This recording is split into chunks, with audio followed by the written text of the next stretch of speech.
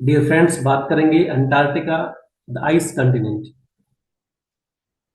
Antarctica जो कि बर्फ से बना हुआ महाद्वीप है। और इसकी जो लोकेशन हम देखते हैं कि ये साउथ पोल पर है। ये देखो यहाँ पर, ये साउथ पोल पर कुछ इस तरह का जो महाद्वीप है वो है अंटार्कटिका। इसका जो 99% एरिया जो है वो किससे कवर रहता है? आइस से कवर रहता है, बर्फ जमी रहती है। और इसको क्या कहते हैं? इट इज द कोल्डेस्ट, सबसे ठंडा है, ड्राइएस्ट, सबसे सूखा, and the windiest continent on the earth. और यहाँ पर क्या है, बहुत ही कम प्लांट्स और एनिमल्स जो है वो अडेप्ट कर पाए हैं इस एनवायरनमेंट को, और यहाँ पर सरवाइव करना मुश्किल है। यहाँ पर कोई भी देश नहीं रहता, किसी भी देश का यहाँ पर ऑनरशिप नहीं है। So there are no countries in Antarctica. So there are no countries in Antarctica. Only a few countries, for example, the United States operates science research stations here. Antarctica was the first explored by the Scott, a British national, during 1914। यहाँ पर कोई भी देश नहीं है, और कुछ देशों के वैज्ञानिक यहाँ पर जाकर रिसर्च करते हैं, एक्सपेरिमेंट करते हैं। इसका जो एरिया है वो है 13,209,000 स्क्वायर किलोमीटर, और साउथ पोल पर है ये। और कंट्री ना होने की वजह से इसको किसी भी भाग में डिवाइड नहीं किया गया है। और इम्पोर्टेंट फिजिकल फीचर्स के हैं, फ्रोजन लैंड एंड ग्लेशियर। यहाँ पर बर्फ के पहाड़ हैं। रोल्ड अमंडसन एंड हिज टीम सबसे पहले 1911 में साउथ पोल पर गए थे।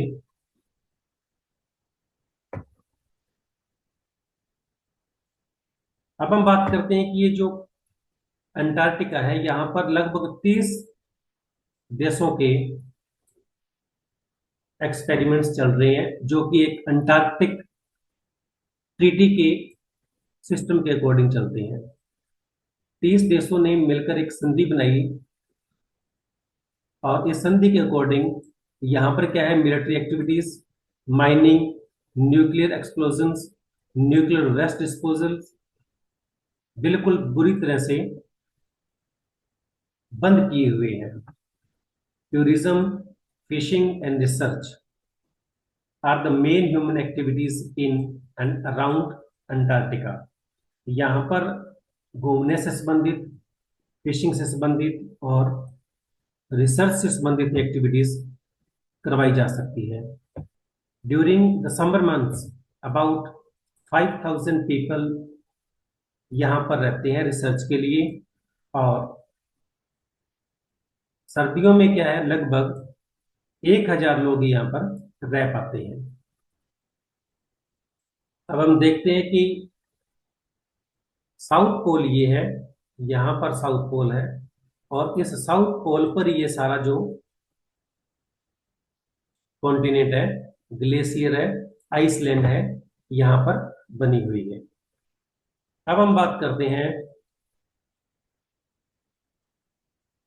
हाईएस्ट पीक जो अंटार्कटिका पर है, विंसन मासिव।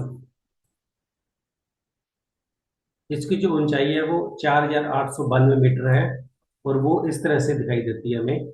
इसकी जो हाइट है वो 4,892 मीटर है। Antarctica is the coldest, windiest, driest and highest continent on the earth. सबसे ऊंचा यही है, और इस पूरे पर आइस शीट जो है वो बनी रहती है, बर्फ से ढका रहता है ये। और इसका जो 70% जो पानी है वो बिल्कुल फ्रेश पानी है।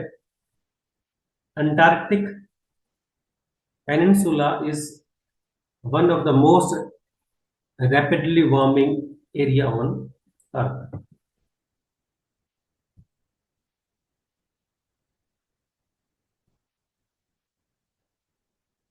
मेलबोर्न की तरह ये गर्म है, इसको इस तरह से समझा जाता है। टाइम जोन यहाँ पर कोई भी नहीं है। कोई भी देश का वैज्ञानिक साइंटिस्ट अगर इस पर रिसर्च करने जाता है तो वो अपने देश के टाइम के अकॉर्डिंग यहाँ का टाइम निर्धारित करता है।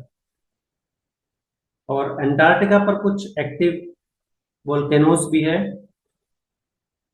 अंटार्कटिका पर कुछ एक्टिव वोल्केनोज हैं, ज्वालामुखी है, जो इस तरह से हमें कुछ दिखाई देते हैं। और ये बाकी सारा जो एरिया है वो बर्फ से ढका हुआ है। सो डियर फ्रेंड्स, ये थी अंटार्कटिका के बारे में कुछ महत्वपूर्ण जानकारी। उम्मीद है आपको समझ आई होगी। Thank you, have a nice day.